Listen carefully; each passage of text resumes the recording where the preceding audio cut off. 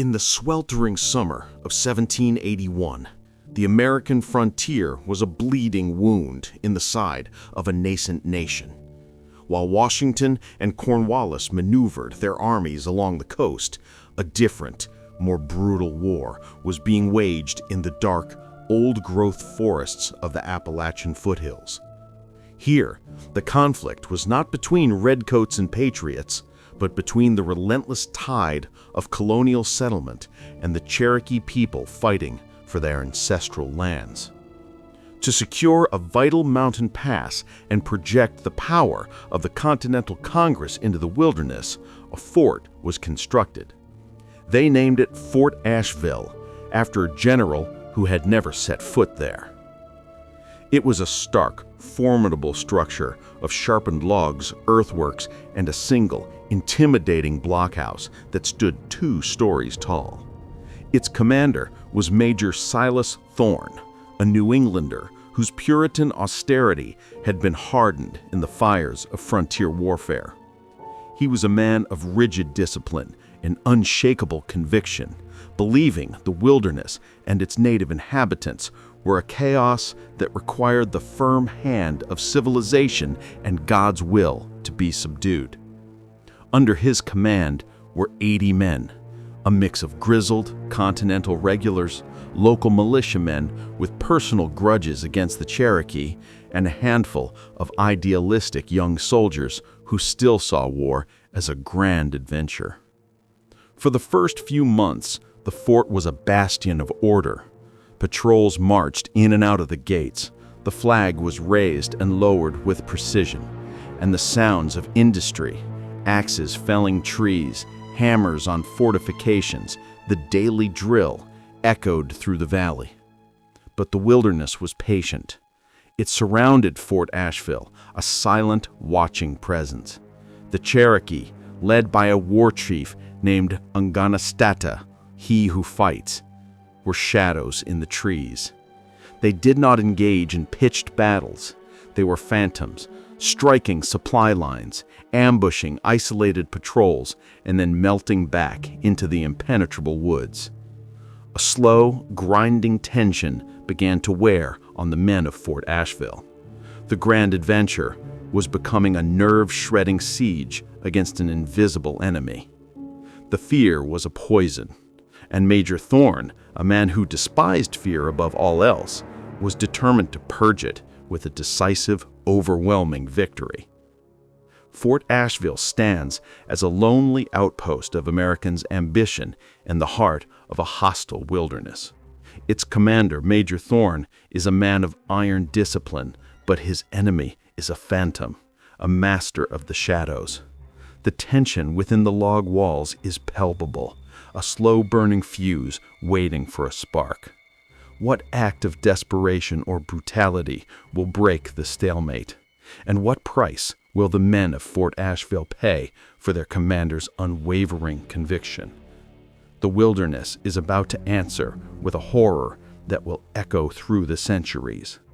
To follow the descent of Fort Asheville into madness and damnation, subscribe to the channel and hit the bell so you don't miss a moment of this terrifying investigation.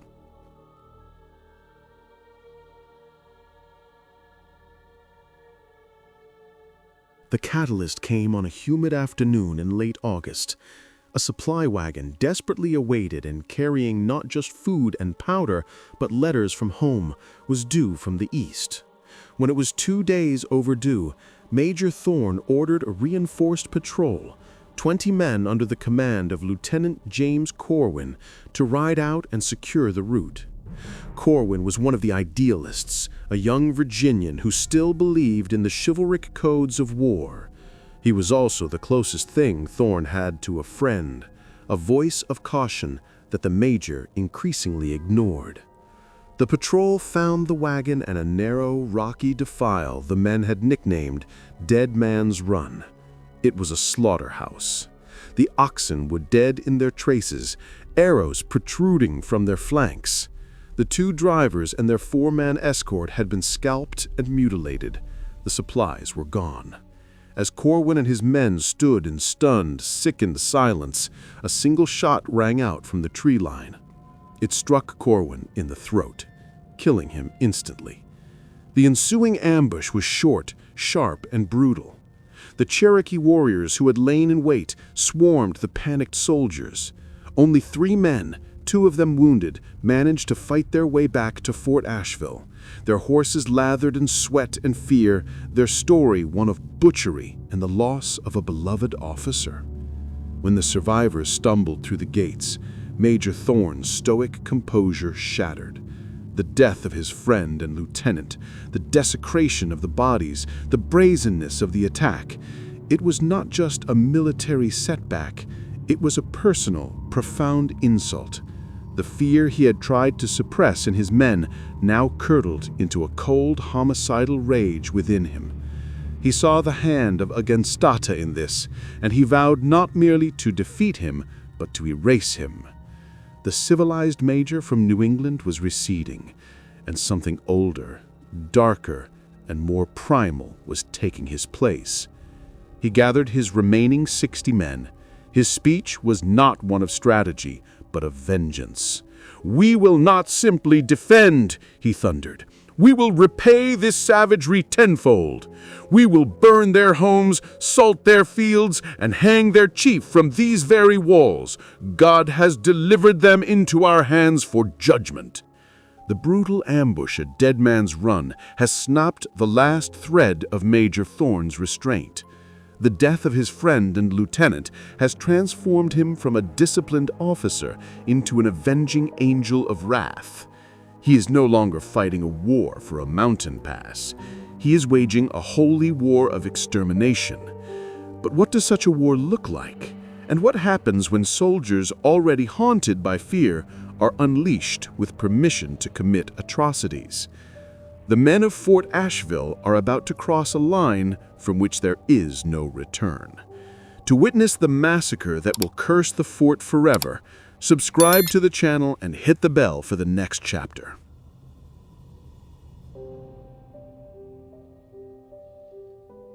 Thorne's intelligence, gathered from a terrified Cherokee captive tortured in the blockhouse, pointed to a small, hidden village deep in a secluded valley known as Willow Creek. It was a place of no military significance, home to perhaps 200 people, mostly women, children, and the elderly, the families of Agenstata's warriors. For Thorne, this was the perfect target. It was the enemy's heart, soft and undefended. He marched at dawn with 50 men, leaving a skeleton crew to guard the fort. The journey was a silent, grim procession. There was no singing, no jokes. The men were a weapon being carried to its target. They reached the rim of the valley as the sun was setting, painting the sky in hues of blood and orange. Below, the village was peaceful. Cook fires sent lazy spirals of smoke into the twilight. The sounds of children playing and dogs barking floated up to the soldiers on the ridge. For a moment, some of the men hesitated, their humanity flickering. But Thorne's voice, cold and absolute, cut through the dusk. "No quarter. Leave none to tell the tale. For God and for Corwin!" They descended like a wave of death. There was no warning. Muskets boomed in the quiet valley. Soldiers, their faces twisted into masks of fury and fear, burst into lodges, bayoneting and clubbing everyone inside. Women and children who fled into the woods were run down and shot. The creek, once clear and sparkling, began to run red, choked with the bodies of the slain. Thorne himself stood in the center of the village, his pistol and sword doing their grim work, his eyes burning with a fervor that was both holy and insane. He was not just killing Cherokee, he was killing the wilderness itself, the chaos that had taken his friend. When the last scream was silenced, the village was a charnel house. Not a soul was left alive. The soldiers, splattered with blood, stood panting amidst the carnage, the enormity of their actions beginning to dawn on them in the sudden deafening silence. They had not just defeated an enemy, they had committed a sin that stained the very earth. The massacre at Willow Creek is complete. Major Thorne and his men have slaughtered a village of non-combatants in an act of pure vengeful terror. The military objective has been achieved, but at a cost that cannot be measured in powder and shot. The men are now murderers, and the land upon which they stand is defiled. But as they march back to Fort Asheville in the darkness, do they feel triumph or a creeping dread? And what unseen consequences await them for this violation of the natural and moral order? The curse of Willow Creek is already taking root. To see how the horror returns to Fort Asheville, subscribe to the channel and hit the bell for the next chapter.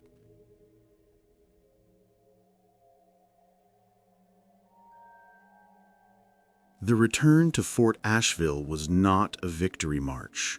It was a funeral procession for their own humanity. The men were silent, their eyes hollow, avoiding each other's gaze. The jubilant rage that fueled them at Willow Creek had evaporated, leaving behind a cold, heavy shame. They carried no trophies, no prisoners. They brought back only the memory of what they had done, a psychic stench that seemed to cling to their uniforms. That first night back, the sounds began. It started as a low moaning, carried on the wind from the direction of Willow Creek. The men on watch swore they could hear the faint, desperate crying of a child. Then came the whispers. They seemed to emanate from the very logs of the palisade, just on the edge of hearing, speaking in the Cherokee tongue. The soldiers, already teetering on the brink of breakdown, began to jump at shadows. Sleep was filled with nightmares of the massacre, dreams so vivid and horrific that men would wake up screaming, their blankets soaked with cold sweat. Major Thorne dismissed it as guilt and fatigue. He doubled the guard and ordered more rum rations, believing discipline and liquor could silence the ghosts of conscience. But the phenomena escalated.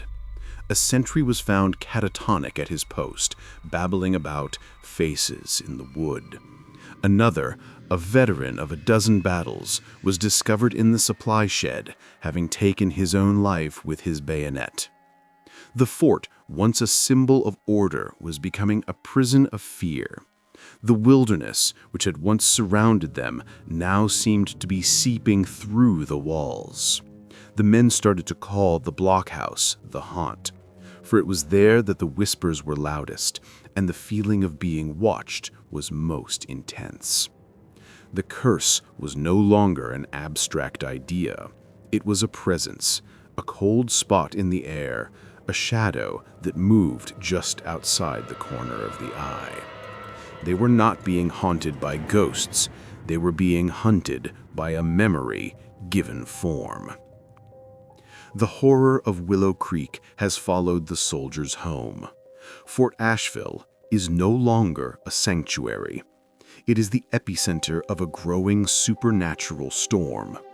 The whispers, the moans, the suicides, these are the first symptoms of a profound spiritual sickness born from the massacre. Major Thorne's discipline is useless against an enemy that cannot be bayoneted or shot. How long can the men hold their sanity in the face of an escalating terror? And what form will the vengeance of Willow Creek ultimately take? The phantom war for the soul of Fort Asheville is just beginning. To witness the fort's descent into full-blown supernatural siege, subscribe to the channel and hit the bell for the next chapter.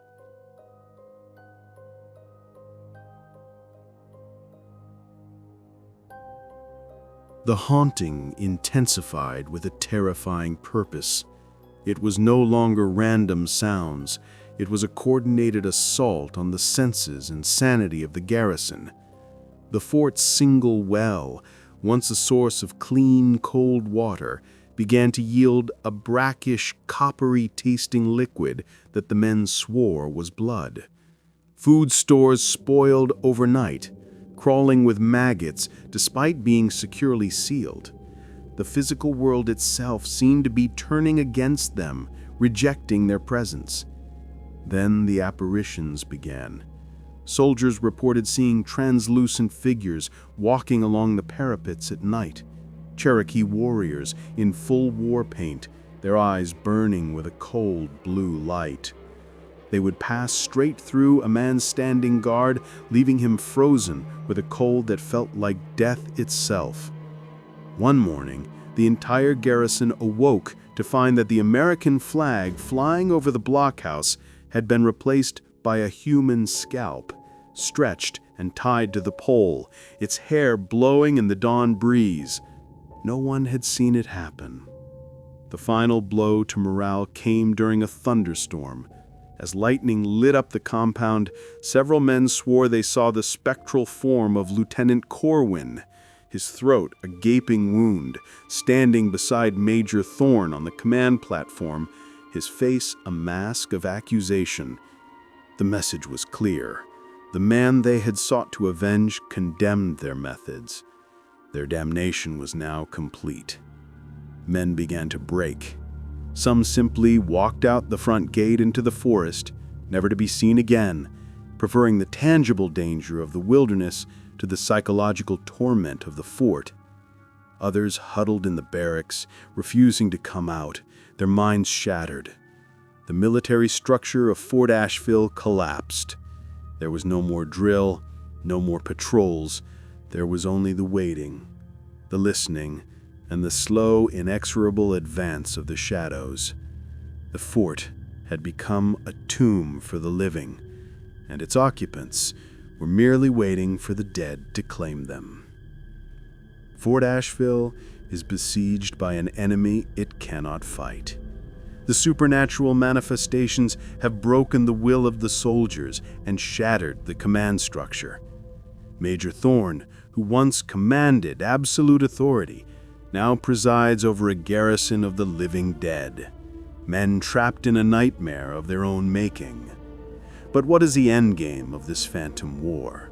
Will the spirits simply torment them until the last man goes mad? Or is there a more final, more terrible reckoning to come? The climax of the fort's horror is approaching. To discover the ultimate fate of Major Thorne and his damned garrison, subscribe to the channel and hit the bell for the next chapter.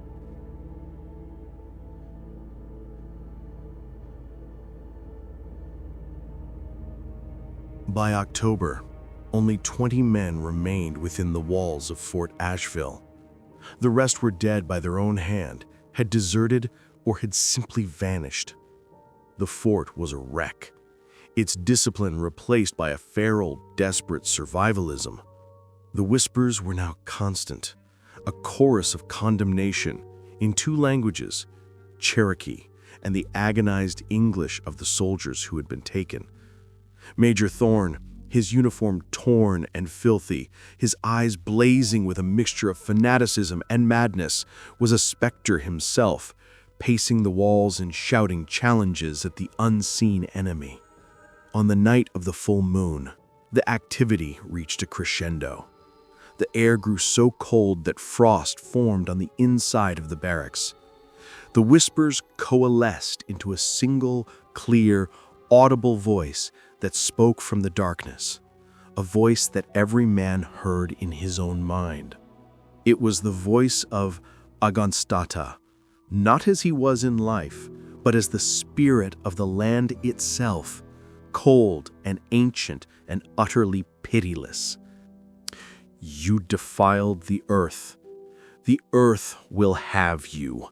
You are ours. The front gate of the fort, a massive construction of oak and iron, began to shake, not as if being battered, but as if something immense was pushing against it from the outside. Then it simply dissolved. The solid word turned to mist and drifted away, revealing the moonlit clearing beyond. And standing there were the victims of Willow Creek. They were not transparent ghosts, but solid, tangible figures, their skin the color of old bark, their eyes glowing with the same cold fire as the apparitions on the walls. They were the forest made flesh, the vengeance of the land given form. The remaining soldiers screamed and fired their muskets, but the balls passed through the figures harmlessly. The spectral horde advanced, slow and inevitable. They did not attack with weapons, they simply laid their hands on the soldiers. And where they touched, the men did not die, they transformed. Their bodies stiffened, their skin hardened into bark. Their outstretched arms became branches, their screams turning into the groaning of timber in the wind. They were being absorbed, turned into trees, becoming a permanent part of the wilderness they had tried to conquer. The final reckoning has arrived. The spirits of Willow Creek, empowered by the land itself, have breached Fort Asheville not to kill, but to reclaim. The soldiers are being transformed into a grove of sorrow, a living monument to their own atrocity. Major Thorne, the architect of this damnation, watches his command become a forest. But what is his fate?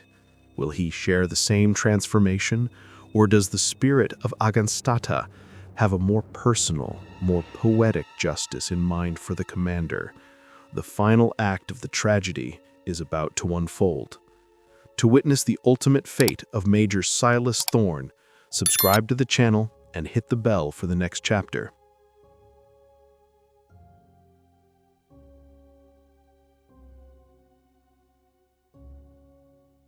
By October, only 20 men remained within the walls of Fort Asheville. The rest were dead by their own hand, had deserted, or had simply vanished. The fort was a wreck, its discipline replaced by a feral, desperate survivalism.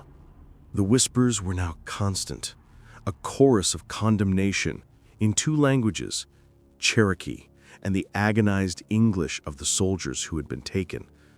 Major Thorne, his uniform torn and filthy, his eyes blazing with a mixture of fanaticism and madness, was a specter himself, pacing the walls and shouting challenges at the unseen enemy. On the night of the full moon, the activity reached a crescendo. The air grew so cold that frost formed on the inside of the barracks. The whispers coalesced into a single, clear, audible voice that spoke from the darkness, a voice that every man heard in his own mind. It was the voice of Aganstata, not as he was in life, but as the spirit of the land itself, cold and ancient and utterly pitiless. You defiled the earth. The earth will have you. You are ours. The front gate of the fort, a massive construction of oak and iron, began to shake, not as if being battered, but as if something immense was pushing against it from the outside. Then it simply dissolved. The solid word turned to mist and drifted away, revealing the moonlit clearing beyond. And standing there were the victims of Willow Creek. They were not transparent ghosts, but solid, tangible figures, their skin the color of old bark, their eyes glowing with the same cold fire as the apparitions on the walls. They were the forest made flesh, the vengeance of the land given form. The remaining soldiers screamed and fired their muskets, but the balls passed through the figures harmlessly. The spectral horde advanced, slow and inevitable. They did not attack with weapons, they simply laid their hands on the soldiers. And where they touched, the men did not die, they transformed. Their bodies stiffened, their skin hardened into bark. Their outstretched arms became branches, their screams turning into the groaning of timber in the wind. They were being absorbed, turned into trees, becoming a permanent part of the wilderness they had tried to conquer. The final reckoning has arrived. The spirits of Willow Creek, empowered by the land itself, have breached Fort Asheville not to kill, but to reclaim. The soldiers are being transformed into a grove of sorrow, a living monument to their own atrocity. Major Thorne, the architect of this damnation, watches his command become a forest. But what is his fate? Will he share the same transformation, or does the spirit of Aganstata have a more personal, more poetic justice in mind for the commander? The final act of the tragedy is about to unfold. To witness the ultimate fate of Major Silas Thorne, subscribe to the channel and hit the bell for the next chapter.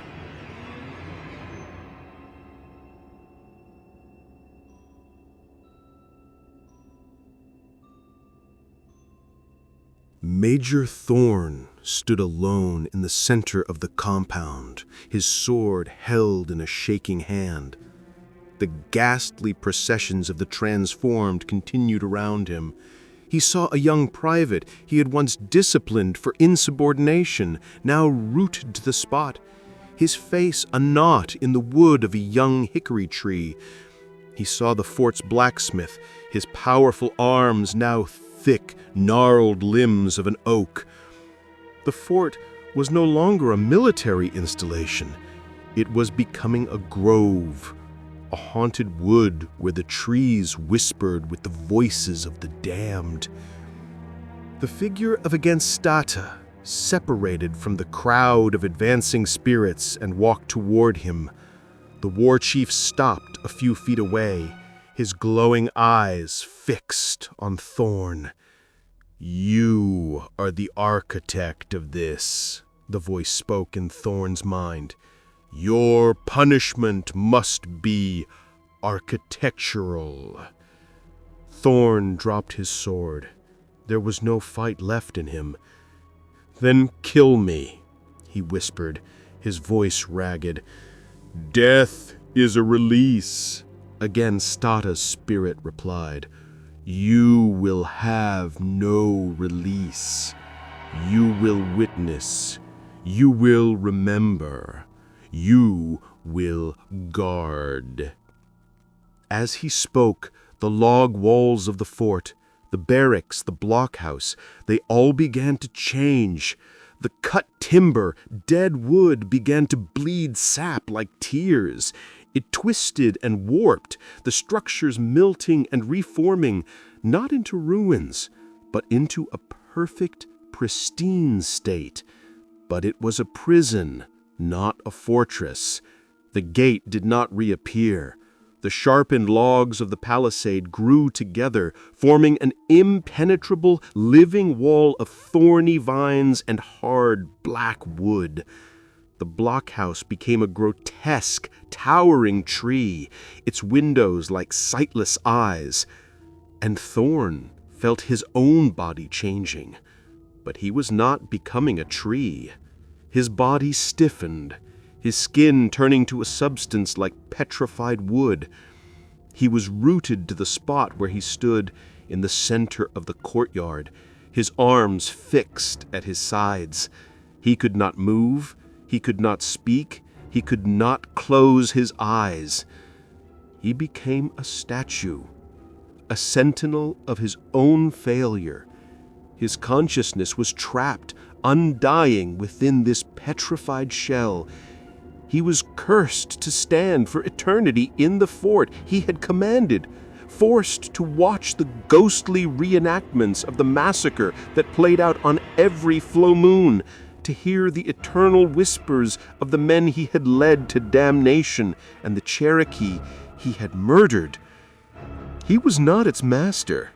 He was its first and most permanent prisoner. The curse of Fort Asheville is complete. The soldiers have become a silent, screaming forest, and their commander has been transformed into an eternal, unmoving witness to his own sin.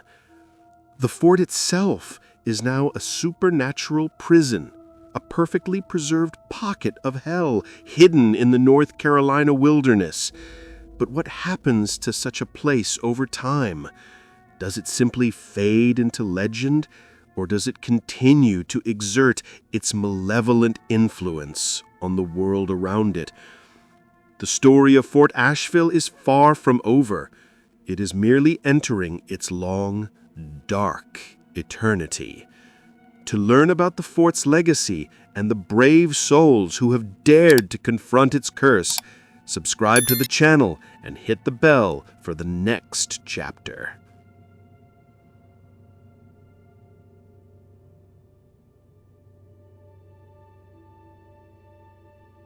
Time passed. The American Revolution ended. The new nation pushed westward, and the wilderness around the Cursed Valley was gradually settled, then logged, then farmed. But the valley itself, the site of Fort Asheville, remained untouched. It was a place of local legend, a story to scare children with. The Cherokee, who eventually returned to the surrounding lands, knew it as Aiv Us Gulv, the bad place, and they gave it a wide berth. Hunters who strayed too close would return with stories of a profound, unnatural cold, of voices on the wind, and of a feeling of being watched by the very trees. In 1845, a surveyor named Elias Holloway, a man of science and reason, decided to debunk the myth. He led a party of 5 men into the valley, armed with maps and compasses. They found the fort. It was exactly as the legends described, a structure of living, thorny wood, perfectly preserved with no gate. Through the gaps in the sinister palisade, Holloway saw the grove of tortured trees, and in the center, the petrified figure of a man in an old continental uniform, his face frozen in a silent scream. As they watched, the air inside the fort grew cold, and spectral forms began to flicker into existence.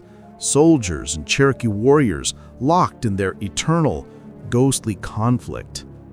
One of Holloway's men, driven mad by the sight, ran screaming into the woods and was never found. Holloway himself fled, and his official report was suppressed, but his private journal, discovered decades later, provided the first documented account of the fort's enduring horror. Throughout the 19th and 20th centuries, the pattern repeated. Curiosity seekers, paranormal investigators, and historians would occasionally seek out Fort Asheville. Some never found it, their compasses spinning wildly, their paths leading them in circles. Those who did find it brought back the same stories: the impossible preservation, the phantom battle, the petrified major, and the overwhelming sense of sorrow and rage. The fort became a grail for ghost hunters, a place where the veil between worlds was not just thin, but torn asunder. It was a wound on the face of the world that would not heal, a pocket of 1781 that persisted unchanged and unforgiving into the modern age. Fort Asheville has refused to fade into history. It exists as a permanent scar, a place where time has stopped and a single terrible moment is relived for eternity. It has become a magnet for the brave, the foolish, and the desperate, all drawn to its dark legend. But what is the ultimate purpose of this curse? Is it merely a punishment, or is it a warning? And what happens to those who are not just observers, but who are somehow drawn into the fort's eternal drama? The final chapters of this story are not written in the past, but in the present, by those who dare to confront the ghosts of Fort Asheville. To hear the chilling accounts of modern encounters, subscribe to the channel and hit the bell for the next chapter.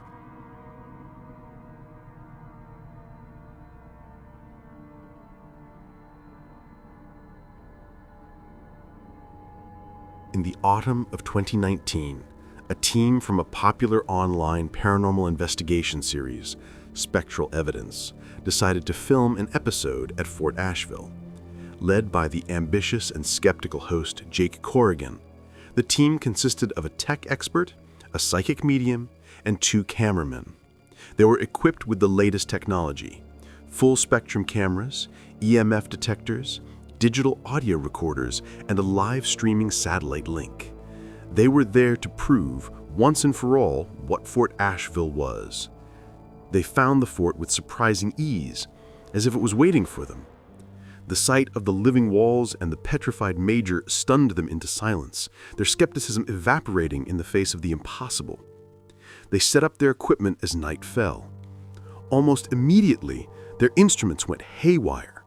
EMF readers spiked into the red, temperatures plummeted, their digital recorders captured a cacophony of whispers, screams, and the clear, distinct voice of Agastida, saying, "More witnesses." The medium, a woman named Sarah, began to channel the overwhelming pain and rage of the place.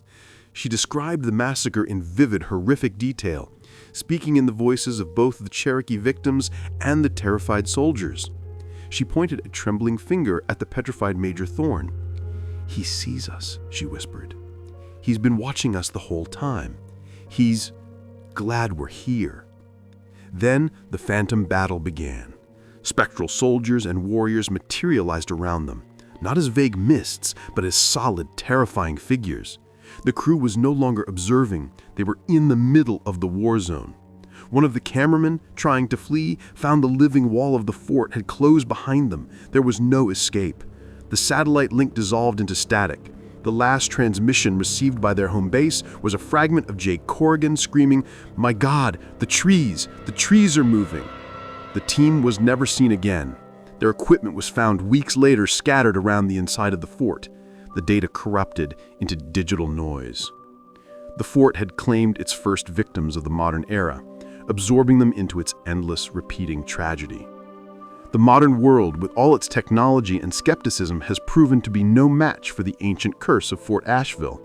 The Spectral Evidence team sought to document a ghost story and instead became part of it.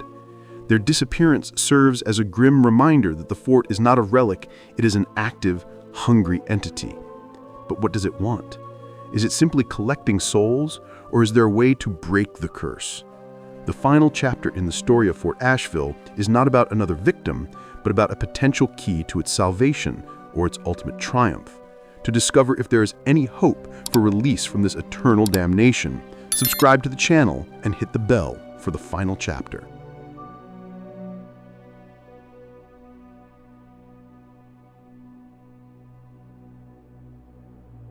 The story of Fort Asheville has no ending, only a perpetual present. It remains standing in its secluded valley, a perfect, terrible monument to a single act of mass murder. The trees that were once men still groan in the wind. The phantom battle is refought every full moon, and Major Silas Thorne still stands his eternal watch, a prisoner of his own command, forced to witness the consequences of his rage for all time. The curse is not merely a punishment, it is a lesson frozen in time. It teaches that some acts of violence are so profound that they can poison the very land, creating a self-sustaining loop of suffering. The land, through the spirit of Agastida and the Cherokee dead, did not just seek revenge. It created a museum of atrocity, an eternal reminder of the cost of hatred and the fragility of the human soul in the face of the wilderness. Can the curse be broken?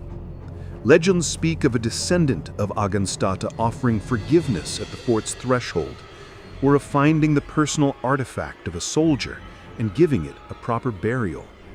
But these are only whispers of hope. The fort's enduring power suggests that the wound is too deep, the sin too great. It exists as a dark counterpoint to the narrative of American manifest destiny, a place where the frontier did not yield, but fought back with a weapon more terrible than any tomahawk or musket, an endless, repeating memory.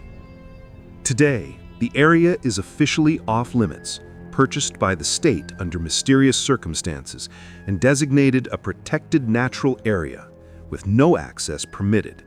But on quiet nights, when the moon is full, those living in the towns along the old frontier sometimes report hearing the faint, far-off sound of musket fire and war whoops, carried on a wind that smells inexplicably of blood and black powder.